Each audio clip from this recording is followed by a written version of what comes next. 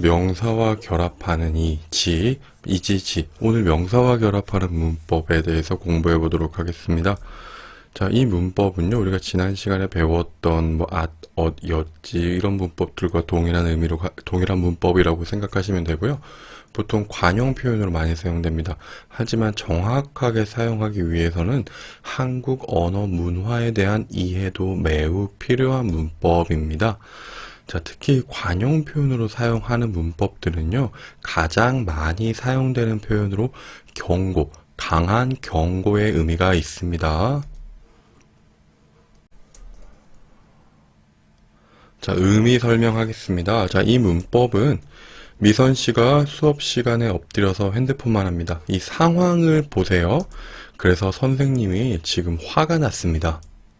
미선 씨에게 말합니다. 어떻게요? 이 문법을 써서 말할 거예요. 이렇게 말합니다. 미선 씨, 여긴 학교지. 미선 씨 집이 아니에요. 자, 받침이 있습니다. 없습니다. 지금 없어요. 사용하시면 됩니다. 자, 이때. 이건 보통 한국 사람들이 많이 사용하는 관용 표현 중에 하나입니다. 여기 학교야. 너희 집 아니야. 그렇게 엎드려서 핸드폰만 하고 예의 없는 행동하지 마. 이런 의미인데요. 자, 여기 기역과 니은에 오는 것들, 이 문법에 이 기역, 니은, 이 자리에 오는 것을 정확하게 사용하기 위해서는 한국 문화에 대한 습득, 이해도 매우 중요합니다. 자, 이때 이 의미는요, 똑바로 앉아. 수업 시간에 핸드폰 하지 마세요. 수업 시간에 예절을 지키세요. 이런 의미가 포함되어 있는 그런 경고의 의미다. 기억하시면 됩니다. 다음입니다. 자, 학생이 선생님에게 반말을 합니다. 선생님은 처음에는 참았어요. 하지만 계속 반말을 합니다. 선생님은 화가 났습니다. 학생에게 말합니다. 영수씨, 저는 선생님이지 영수씨 친구가 아니에요. 선생님 받침 있습니다. 이지 쓰시면 됩니다. 자, 이것도 보통 한국 사람들이 많이 사용하는 관용 표현이고요. 자, 예의를 지키세요. 반말은 친구에게 하세요. 뭐 이런 문법의 의미가 담겨 있는 경고의 표현이다. 그렇게 생각하시면 됩니다. 다음입니다. 영수 씨는 회사원입니다. 회사에서 일을 하지 않고 게임만 하고 있습니다. 회사에서 사장님, 부장님, 과장님 어떻게 생각할까요? 화가 많이 났을 것 같아요. 그런데 영수 씨가 일도 열심히 하지 않아요. 어떻게 합니까? 영수 씨, 여긴 회사지, 놀이터가 아니에요. 자, 여러분, 여기서요, 받침이 없으면 하지만 한국어에서 받침이 없으면 이거 모두 쓰셔도 됩니다. 아까 선생님, 받침 있을 때만 선생님, 정확하게 쓰시고요. 받침이 없다, 이지. 받침이 없으면 모두 괜찮습니다. 기억하세요. 자, 회사에서 열심히 일하세요. 놀지 마세요. 경고의 의미가 있다. 기억해 주세요. 이 문법은 항상 경고를 전달하는 문법은 아닙니다. 뭐, 강한 거절, 강한 정보 전달, 이렇게 좀 그냥 보통 거절보단 강하게, 정보 전달보다는 강한, 이러한 문법의 의미도 전달 가능합니다.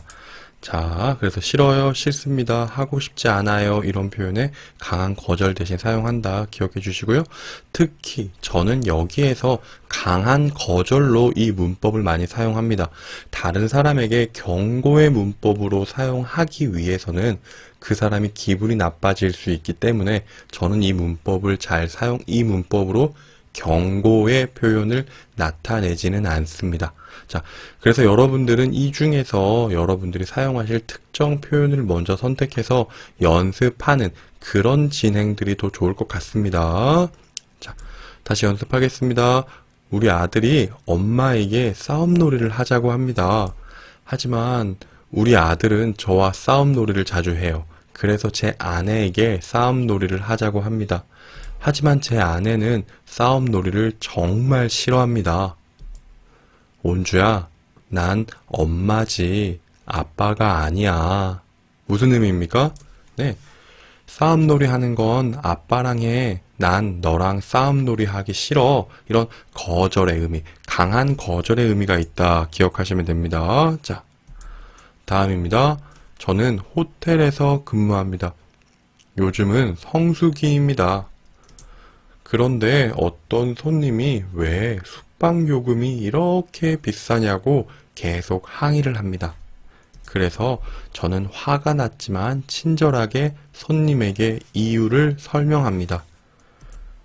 자, 여기서 여러분 성수기는요, 7, 8월 한국 사람들이 휴가를 많이 가는, 그래서 호텔비가 비싼 그런 기간을 성수기라고 합니다. 자, 이때 어떻게 말할까요?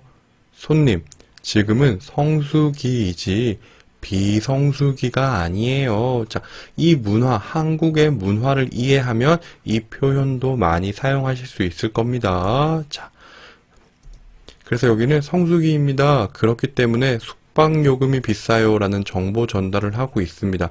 하지만 여러분, 이 표현은 잘못 사용하거나 정말 친절한 태도가 포함되지 않으면 부정의 태도가 전달될 수 있기 때문에 사용에 주의하셔야 됩니다.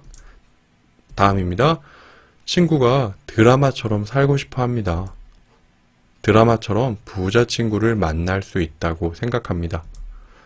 그리고 노력하지 않아도 드라마 주인공이 될 거라고 믿어요. 이 친구한테 뭐라고 말합니까? 영수야, 여기는 현실이지 드라마가 아니야. 네, 이 표현은 경고의 표현입니다. 어떤 경고지요? 드라마는 드라마야. 현실에서 그런 일 없어. 그러니까 너 그렇게 살면 아무것도 할 수 없을 거야. 이런 경고를 하는 표현이다. 기억해 주세요. 다음입니다. 자, 오늘은 화요일입니다. 수업이 있습니다. 그런데 친구가 자꾸 놀자고 합니다. 저는 공부가 정말 좋습니다. 수업을 해야 합니다. 그런데 친구가 술도 마시고 싶어 합니다. 그래서 저는 친구에게 이야기합니다. 미선아, 오늘은 평일이지 주말이 아니야. 학교 가야지. 자, 이 의미는요, 수업이 있어. 술을 마시면 오늘 학교에 못 가. 뭐 내일도 학교에 가야 돼. 그러니까 나는 너랑 술 마시지 않을 거야. 라는 거절의 표현입니다. 다음입니다. 오늘은 토요일입니다. 그런데 아내가 자꾸 일어나서 청소를 하자고 합니다. 저는 쉬고 싶어요. 하지만 지금은 아침 6시입니다. 정말 저는 더 자고 싶습니다. 주영아, 오늘은 주말이지 평일이 아니잖아. 자, 거절입니다. 오늘 주말이잖아. 나 더 자고 싶어. 라는 거절의 표현입니다. 기억해 주세요. 정리하겠습니다. 자, 여러분, 이 문법은요, 관용적으로 사용하는 의미가 많습니다. 그래서 관용적인 표현들이 많기 때문에 특정 관용 표현 기억해 주시고요. 강한 경고, 강한 거절, 강한 정보 전달 등이 이 문법에서 사용됩니다. 기억해 주세요.